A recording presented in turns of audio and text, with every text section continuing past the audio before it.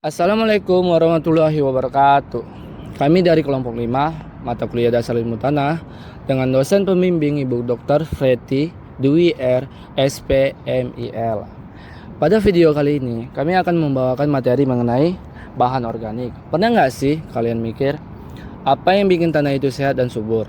Nah, salah satu rahasianya adalah bahan organik tanah atau yang sering disebut BOT.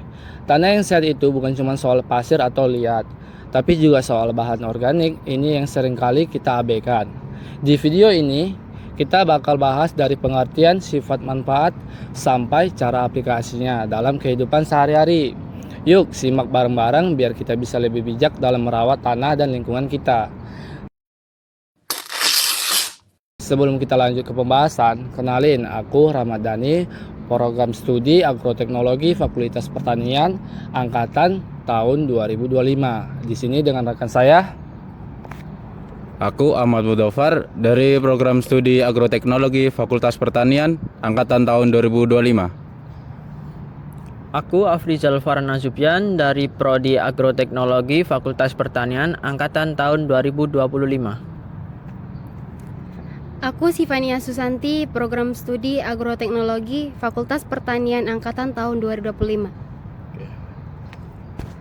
Aku Fahmi Faruk Al-Fayat, program studi agroteknologi Fakultas Pertanian tahun angkatan 2025. Di sini aku jelasin mengenai pengertian, sifat, dan manfaat bahan organik.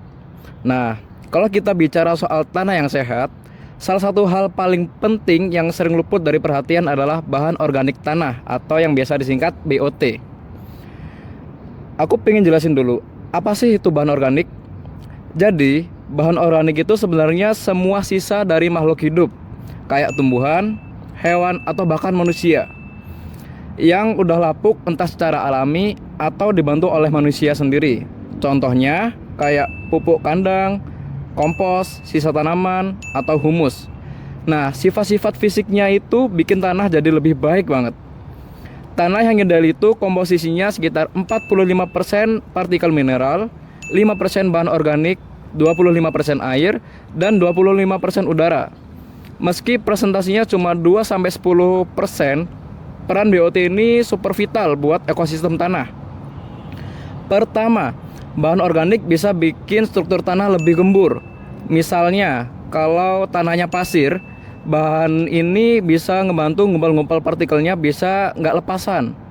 Kalau tanah liat yang biasanya padat, bahan organik ini bisa menguraikannya jadi lebih longgar sehingga tanahnya jadi remah dan enak buat tanaman tumbuh. Lalu daya serap airnya juga meningkat. Tanah yang punya bahan organik cukup bisa nyerap dan nyimpen air lebih baik, jadi nggak gampang erosi atau kekeringan.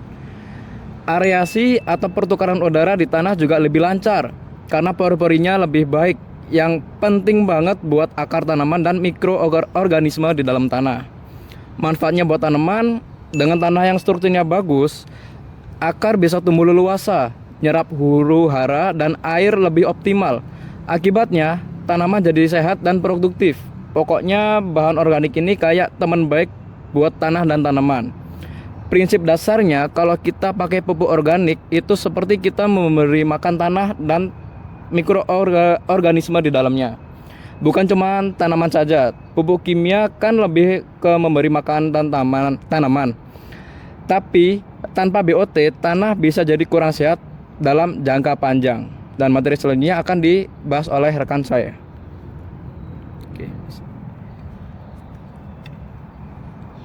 Di sini aku ngejelasin mengenai peran bahan organik terhadap sifat kimia dan biologi tanah.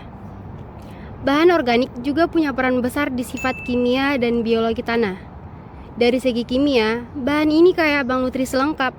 Ia nyediain unsur hara makro kayak nitrogen, fosfor, kalium, dan juga mikro kayak besi, tembaga, seng yang dilepas perlahan-lahan sesuai dengan kebutuhan tanaman.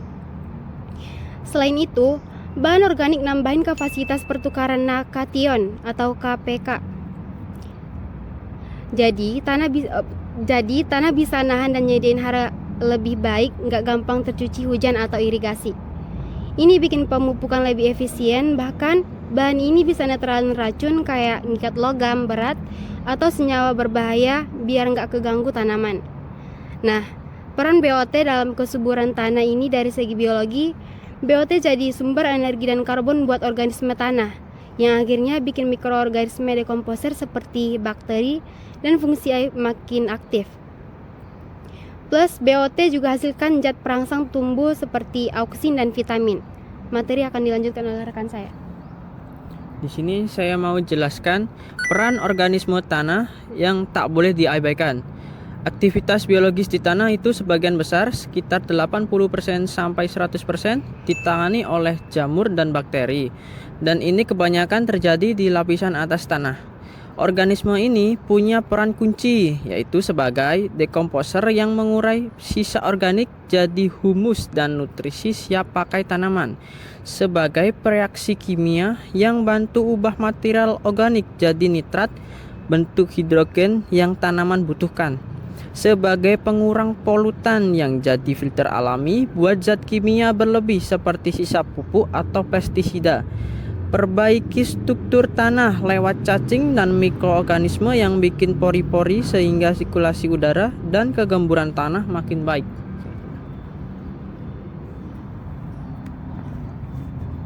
Di sini aku akan menjelasin kebutuhan nutrisi tanaman yang harus dipenuhi. Tanaman butuh unsur hara yang dibagi menjadi dua kelompok, yaitu unsur makro dan mikro. Unsur makro itu yang dibutuhin dalam jumlah besar, seperti nitrogen buat pertumbuhan cepat dan daun yang hijau, fosfor buat akar, bunga, dan buah yang kuat, serta kalium buat kualitas panen dan tahan terhadap penyakit. Kalau kurang nitrogen, tanaman bisa terlihat kurus, daun kering, dan rontok. Kalau kurang kalsium juga, tepi daun muda bisa berubah berwarna kuning. Dan untuk unsur mikro, itu yang dibutuhin sedikit, seperti tembaga, mangan, besi, seng, dan lainnya. Yang penting buat fungsi-fungsi spesifik dalam tanaman.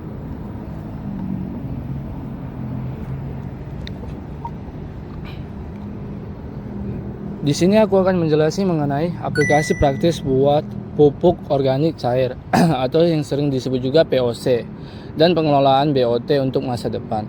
POC itu kayak pupuk cair hasil dari komposisi bahan organik, kayak nutrisi serap tanaman, bisa disemprot langsung ke daun. Penyerapannya super cepat. Bahan sederhana banget seperti limbah dapur kayak sisa sayuran, buah busuk, atau bahkan nasi basi. Prinsipnya fermentasi anaerob atau tanpa oksigen, tambah larutan gula atau molase dan E4 ke wadah tertutup rapat. Tunggu sampai 1 atau 2 minggu, lalu encerin dengan air sebelum dipakai. Kalau kita cuma mengandalkan pupuk kimia tanpa tambahan BOT, lama-lama tanah bisa degradasi dan produksi turun. Makanya pengelolaan BOT yang baik itu penting, seperti rutin kasih kotoran ternak, bisa kesuburan fisik, kimia, dan biologi tanah tetap terjaga. Cara aplikasinya lebih baik menanamkan BOT di antara barisan tanaman sambil perhatiin kelembapan lingkungan daripada cuma disebar merata. Dengan begini tanah kita bisa tetap subur dan produktif buat generasi selanjutnya. Baiklah teman-teman, itu tadi pembahasan tentang bahan organik tanah atau BOT. Dari pengertiannya sebagai sisa makhluk hidup yang ngelapuk, sampai perannya yang vital buat struktur tanah, nutrisi tanaman, dan aktivitas organisme di dalamnya. BOT ternyata kayak pahlawan diam-diam yang bikin tanah tetap subur dan produktif. Kita juga udah bahas cara praktis bikin pupuk organik, cair, dan limbah dapur. Dan pentingnya kelola BOT biar tanah nggak degradasi. Ingat, dan dengan merawat BOT kita nggak cuma bantu tanaman tumbuh, tapi juga dapat bumi buat generasi depan. Jadi mulai dari sekarang yuk coba aplikasikan di kebun atau tanah kita masing-masing. Sekian pembahasan materi mengenai bahan organik dari kelompok kami. Kurang lebihnya mohon maaf. Wassalamualaikum warahmatullahi wabarakatuh.